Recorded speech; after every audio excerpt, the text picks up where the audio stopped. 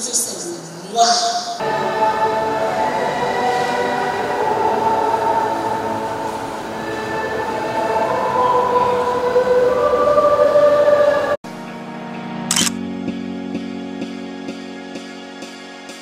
La 59e journée internationale des communications sociales a bien été célébrée dans le diocèse de Porto Novo ce dimanche 1er juin 2025 sur la paroisse cathédrale Notre-Dame de l'Immaculée Conception.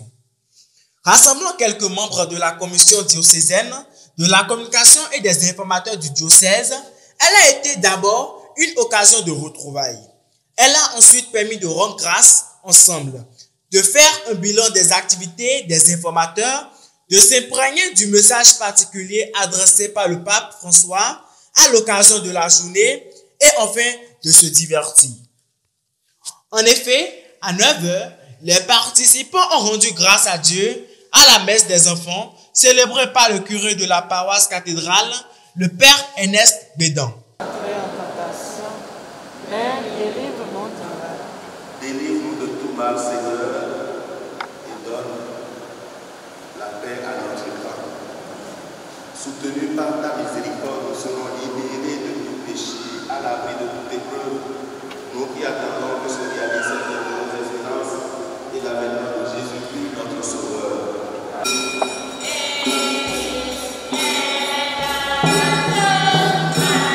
Ensuite, dans la salle Saint-Joseph de l'Étiphas, la sœur Lynn Ganfon, membre de la commission diocésaine, a présenté un résumé du message du pape avant la visite au Saint-Sacrement du groupe. Nous sommes tous concernés chacun devant l'engagement courageux à communiquer, à cœur et à bras ouverts dans la vérité et l'amour, en évitant la simplification abusive et la manipulation des faits. Cet aspect de manipulation a connu une grande insistance dans le message du pape François. Le pape souligne aussi l'importance de la rencontre concrète avec les autres pour bien connaître la réalité, en sortant de la posture de spectateur extérieur, ce qui enrichit la communication et favorise le dialogue authentique.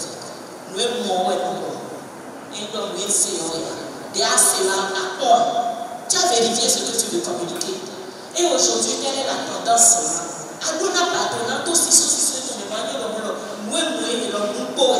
Aujourd'hui, quelle est la tendance? Je veux être le premier à donner l'information. Je veux être le premier à donner l'information. Et voilà, après, on se fond en excuses. Ce que nous venons de communiquer en réalité. Aujourd'hui, il y a la loi. Il y a la loi. Tout n'est pas communicable aujourd'hui. Et nous n'avons pas un intérêt à être les premiers à donner les informations. Prenons le temps de vérifier. Prenons le temps de vérifier et d'abord aussi de nous demander est-ce que ce que je veux communiquer aura apporté quelque chose de plus à mon auditoire, à ceux à qui je veux porter l'information. Et surtout, soyons des messagers de paix. Au cours, nous allons parler de l'espérance comme un projet communautaire. Le pape présente l'espérance comme un projet communautaire fondamental pour l'Église et la société. Selon lui, l'espérance chrétienne est un don de l'Esprit Saint qui soutient la vie des croyants et ne déçoit pas. Nous avons l'habitude de dire dans le jargon, l'espérance ne déçoit pas. Et c'est vrai, l'espérance ne déçoit pas. Car elle est fondée sur la foi en l'amour inébranlable de Dieu. Cette espérance est une mission que tous les baptisés doivent porter en tant que messagers et bâtisseurs d'espérance. Et vous, communicateurs de ce diocèse, soyez des bâtisseurs d'espérance. Et à mon humble avis, votre communication ne devait pas s'arrêter à nous. C'est vrai que nous sommes des informateurs du diocèse, mais il y a des gens qui transfèrent plus d'informations que la communauté, nos différentes communautés. Je pense que les membres de chacune de nos paroisses doivent aussi avoir ces informations. Je ne sais pas comment. Et aussi les groupes et associations ont des cellules de communication qui font aussi un travail très important. Et ce que j'ai entendu ce matin n'est pas seulement une communication, c'est plus qu'une exhortation.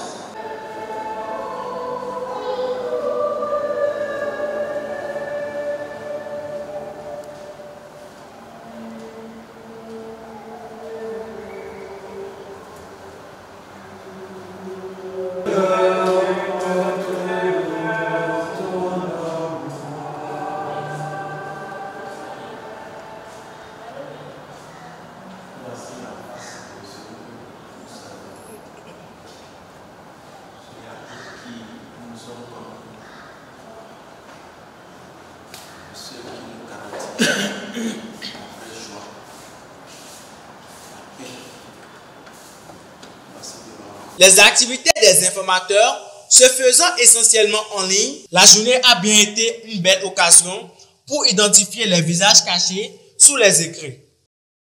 Après cette présentation, un repas festif a été partagé avant un temps de détente.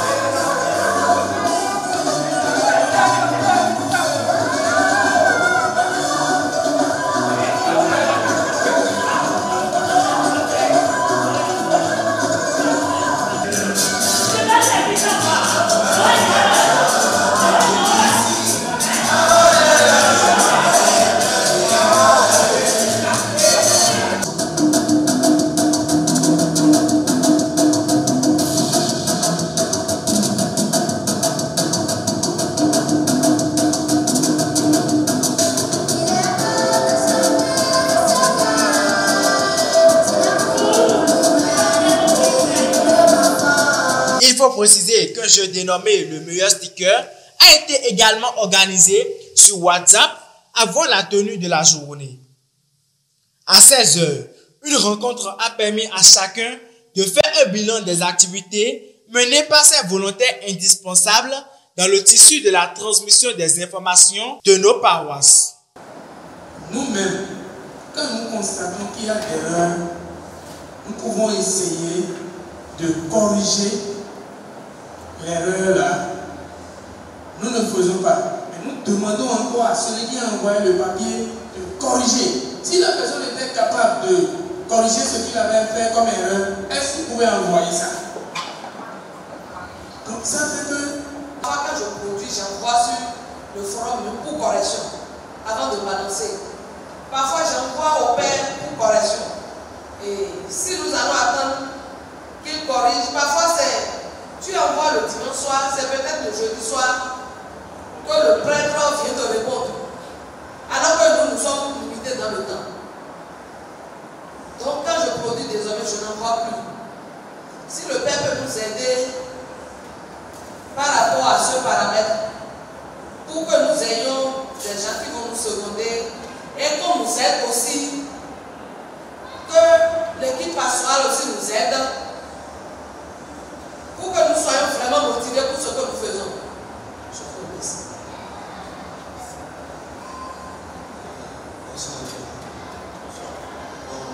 En fait, moi, j'ai un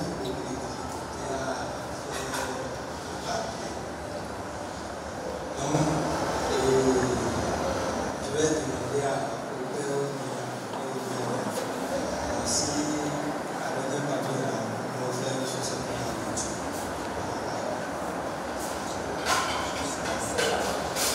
voilà ma petite question. Il a dit clair de difficulté pour produire les papiers. Si le père ou le frère veut l'aider à lui produire un petit papier pour qu'il puisse s'inspirer, c'est ce que tu as dit.